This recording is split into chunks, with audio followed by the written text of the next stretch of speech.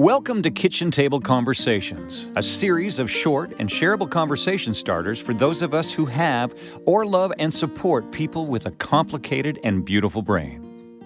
Here's your host, Angela Geddes. Hi, everyone, and welcome to another edition of Kitchen Table Conversations. It's Angela here, and I'm here to chat more about my trip to Newfoundland and the amazing people that I met and the amazing experiences that I had.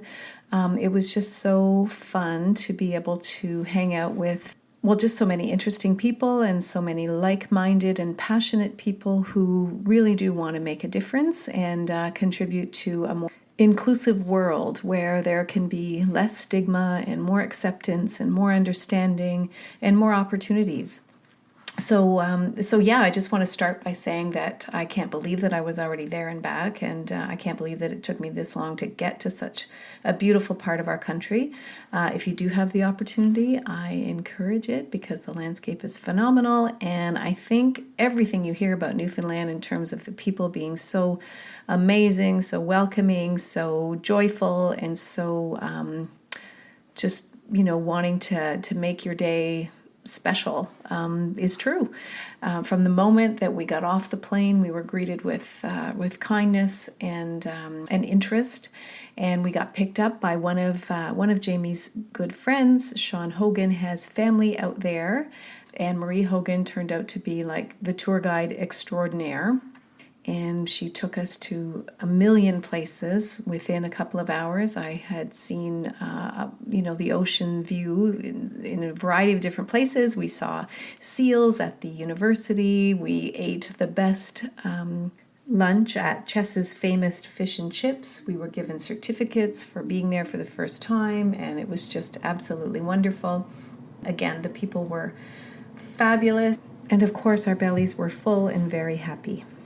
And so we went on more tours later on, and we saw Shea Heights, we saw Cape Spear, we saw Petty Harbor and the Goulds, we saw Mount Pearl and Topstill. We went to Paradise and visited some other friends. Again, Jamie's got some friends that just recently moved from Waterloo. His former hairdresser, for example, that became a very good friend, and her husband Ron and her mother. We so enjoyed our company there. And then we went on, they live just outside of St. Philip, so we went there too. And then, of course, we toured St. John's. And we were really, really pleased that Jamie, my husband, is actually a Canadian country music artist. And he actually got a show, so he got to perform while we were out there as well. And of course, I was able to present with my friend and colleague Tanya on the role of stigma in terms of mental health in general, and certainly for people who experience the impacts of prenatal exposures and alcohol in particular. So we talked about how stigma just really compounds the experiences of so many, and how we inadvertently do it on a fairly regular basis by, kind of being frustrated or not understanding that sometimes people's behavior is a kind of manifestation of some of the symptoms that they're experiencing, whether it's slower processing speeds, for example, or maybe it's anxiety or discomfort. There's certainly some sensory processing difficulties that are really challenging for people. So, we were out and about, and of course I'm with people who do have fetal alcohol spectrum disorder, and the music is loud, the lights are blaring, and different things even on the tour buses and out into the community, that things can be really difficult and exhausting for people who have mental health conditions and that, and maybe that are related to prenatal exposures again.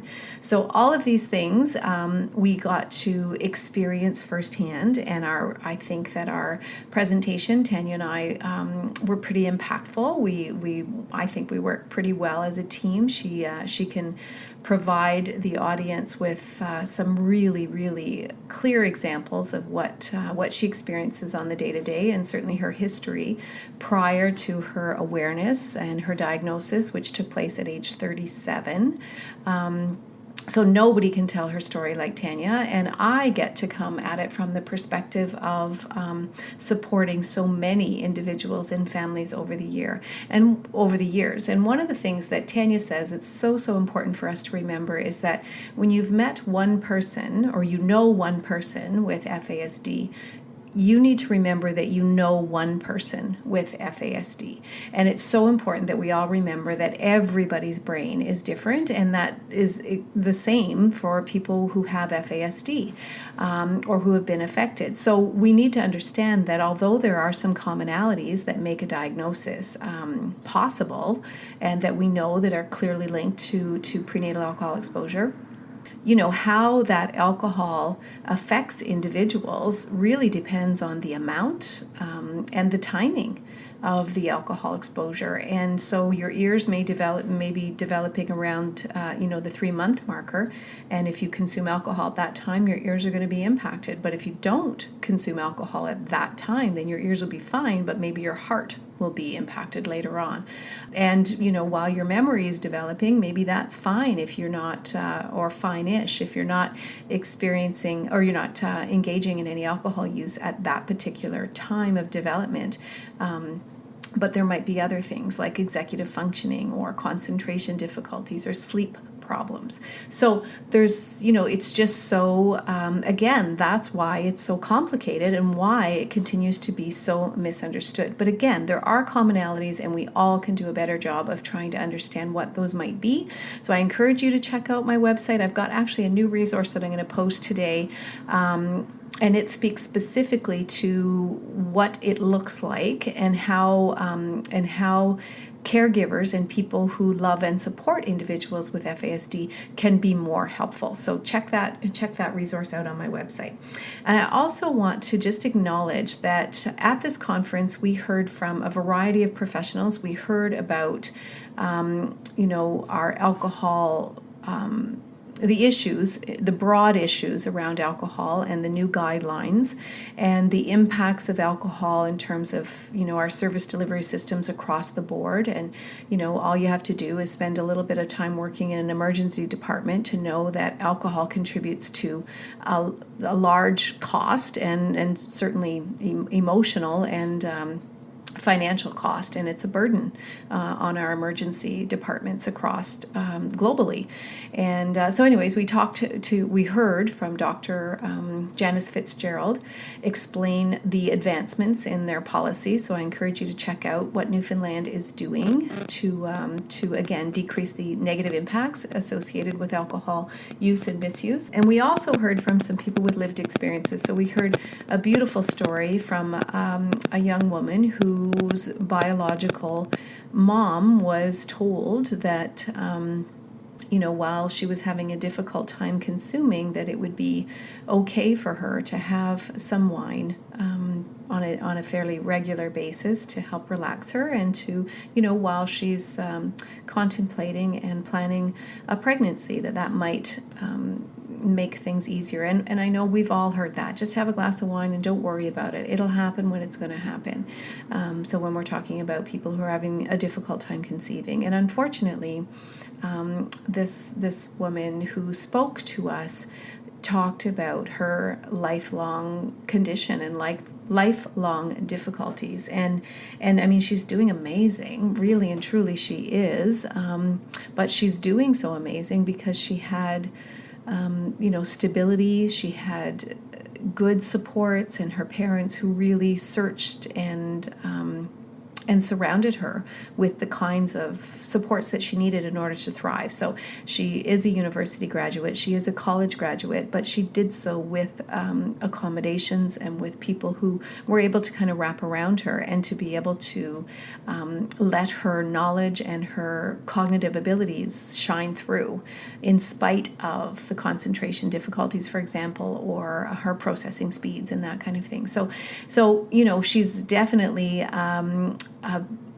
a beacon of hope and a gifted speaker and quite an inspiration.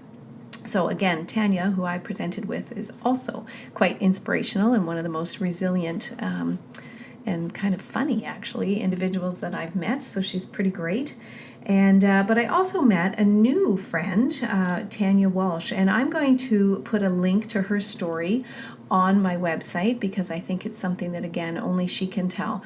But once again, so inspired by her story of resilience and but a heavy burden that involves a tremendous amount of advocacy and what seems to be kind of a fight on a regular basis to help people understand her son and her circumstances and her need to continue to be a parent to this boy who has very complex needs and who also will do better with community-based and some very intensive residential supports in order to bring out the best in this young man.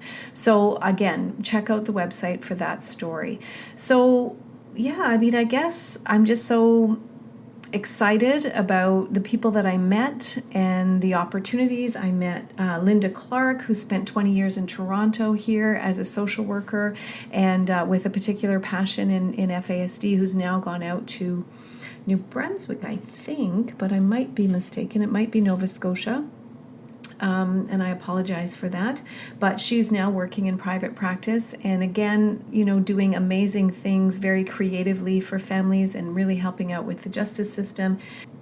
I met another dad who was talking to me about him having 3 children, and he didn't know anything about FASD when he brought these 3 kids into their forever home. And it was really interesting because he said at one point, he said, I learned what I know about FASD, or what I knew at the time about FASD, around kitchen table conversations. And I was like, oh my goodness, that's the name of my podcast. I couldn't believe it. But we both agreed that that's where we learn the most meaningful and impactful information. So again, I encourage you to take a look back at my website for the resources that I'm providing, and I do encourage you to take this conversation back to your kitchen tables. With many thanks, Angela.